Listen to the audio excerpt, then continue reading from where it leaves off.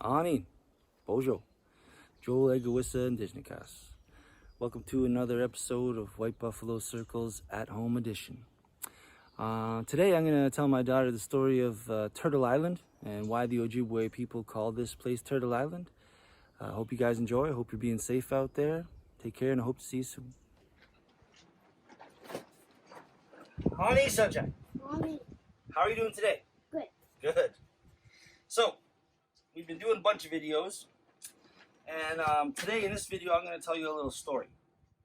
Now, a lot of times when I work with kindergarten kids and young kids especially, and I tell them that we never called this place Canada, we called it Turtle Island. Turtle Island, right? A lot of them wonder, why Turtle Island? Why would you call this place Turtle Island? So, we're going to tell the story today about why the Ojibwe people call this place Turtle Island. And this story has to do with a great flood.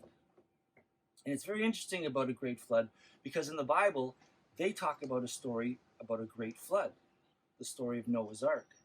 And in African culture, they tell a story of a great flood. And in Aborigine culture in Australia, they have a story of a great flood. All around the world, cultures and histories talk about this great flood. And if every culture around Mother Earth talks about a great flood, guess what? There was a great flood at some time in our history. Now, the Ojibwe story goes like this. It has a little bit to do with Nana Bojo. And a very long time ago, when God first put people here on Mother Earth, God wanted us to behave a certain way. He gave us instructions. And the Ojibwe people, we have the 7 grandfather teachings, and we follow those teachings. But as time went on and more people started to fill Mother Earth, those people began to lose their way. They began to be disrespectful to their neighbors. They began to disrespect their children and women. They began to disrespect all of creation and put themselves above all of that beautiful circle of creation. And God looked down on the people at that time in disgust. He was so disappointed with the way that we were living here on Mother Earth, he decided to cleanse the earth of the wicked people. And when you want to cleanse something, what you do is you send water. If you want to destroy something, you just send fire, and that'll destroy it. But he didn't want to destroy Mother Earth. He didn't want to destroy creation. He just wanted to cleanse, wash away the wickedness that had become on Mother Earth. So in the Bible, it says it rained for 40 days and 40 nights. And they call it a deluge in the Bible. And I kind of like to cross-reference the stories when I do this because there's a lot of good visuals and references in that Bible as well. Now, the Ojibwe story has to do with Nana Bojo. Now, Nana Bojo is a spirit being, a creature in our culture in many stories. And when the great floods came to Mother Earth, Nana Bojo was walking on creation at that time. So the rains started to pour down for 40 days and 40 nights. And pretty soon, all the little creeks started to overflow their banks. And all the rivers started to overflow their banks. And pretty soon, all the lakes filled up over the shores. And all across creation, the water began to rise and cover the lands. Now, Nana Bojo, when this happened, he was able to grab onto this humongous log and hold on tight. And as that log floated through the waters and down the rivers and rushed out into the great seas, he held on as tight as he could. After 40 days and 40 nights, Nana Bojo was still holding on to that great big log out in the open waters. But he was tired, he was exhausted, and he started to begin to slip off the log. Now, most humans, regular humans like me and you, we would have died a long time ago because we really need food and water, and if we don't have access to that, we die long before 40 days. But Nana Bojo was no regular human. So he's holding onto this great big log, and he's starting to slip off the log into the water. And this great big sea turtle, and back then the animals were much larger than they are today, so he was this huge sea turtle. And he swam up underneath Nana Bojo, and he started to watch him on the log slip from the log and fall underneath the water. So what the sea turtle did was he came up underneath Nana Bojo and he caught him on his giant shell and he raised him back up to the water surface so that he could breathe again. So the turtle has saved Nana Bojo for the time being. But Nana Bojo's laying on the back of this giant sea turtle. He's got no food, he's got no water, he's exposed to the sunlight now, and he's dying still. And the turtle doesn't know how to help him because there's nowhere to go. There's no land anywhere in sight because the water is so deep it's covered even the biggest mountains. Now, many of the water creatures survived this flood. The beaver loves water, right? The muskrat was out there, the loons, seals and walruses and all these different water creatures that are okay in the water. They began to gather around the turtle's shell and look at Nana Bojo. They were seeing this human laying there and they were wondering what was going on. And pretty soon they start talking to each other and they're trying to figure out if there's any way they can help Nana Bojo. And as time goes by and the discussion carries on, none of the animals can figure out what to do. And it was the turtle in the story that I was told. The turtle gets this great idea. And he says to creation, he says to the creatures, if you can get me a little bit of soil from the bottom of the ocean, with the help of the creator, I might be able to create something for Nana Bojo. So right away, the biggest, strongest animal gets up, the walrus, the one with the big tusks there. And he says, I'm the biggest animal here. I'm the best swimmer. Don't worry about it. I got this. And he gets up on turtle shell, takes a deep breath. Down walrus goes. Walrus is swimming and swimming and swimming. Now, mammals need to breathe air. They can hold their breath for a long time, but eventually they have to come back up. And that's walrus is swimming. He's gone for about 10 minutes, then about 15 minutes. Pretty soon, 25 minutes went by, and that big walrus come up out of the water. He took a deep breath of air, and he was exhausted.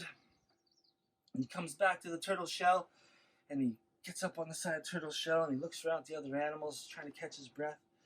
And he says, I swam as deep and as far and as fast as I could swim, and I couldn't even see the bottom.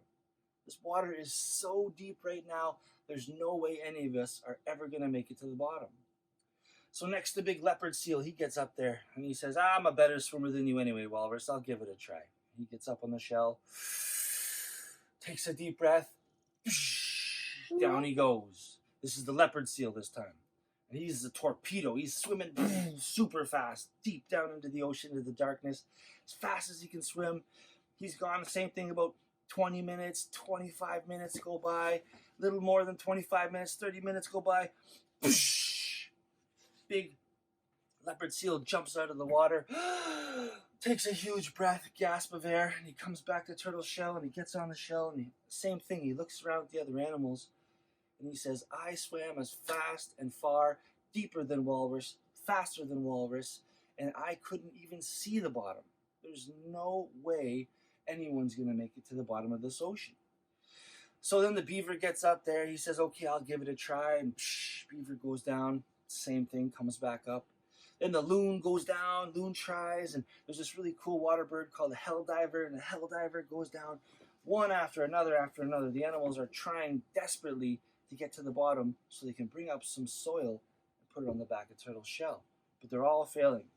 And the day is going by. Now it's getting late into the afternoon, and you're starting to see the sunset.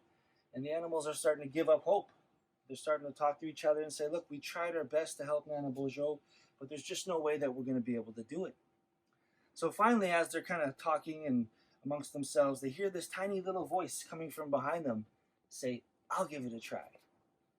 And they're looking around. Walrus didn't even see who it was because there's so many animals gathered around. And this little creature called the muskrat comes out from beneath the other creatures in between them, and he looks up and he says, I'll give it a try. And right away, when the other animals see muskrat, they start laughing. They're like, oh, come on, muskrat. If I couldn't do it, there's no way you're going to be able to do it. Don't even waste your time. Don't bother. But muskrat steps up and he speaks up and he says, look, I want to help Nana Bojo. I'm going to give it a try. And he gets up on turtle shell. That little guy took as big a breath as he could, and down he went. He disappears under the waves. And he's swimming down, he's swimming down, he's swimming down. And the other animals are up there, they're laughing like, this isn't going to work at all. So 20 minutes go by, no muskrat. And then 25 minutes go by. This is about when the other animals started to come up.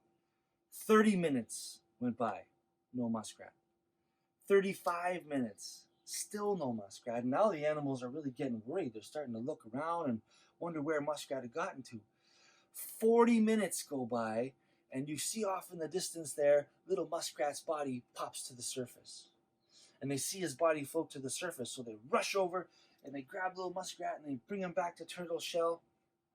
And they put him on the back of Turtle Shell and they flip him over, and he's not moving. So they start to check for signs of life, right? They listen for his breath, but there's no breath there. And then they check his little pulse to see if he's got a heartbeat. And there's no heartbeat. Muskrat has died.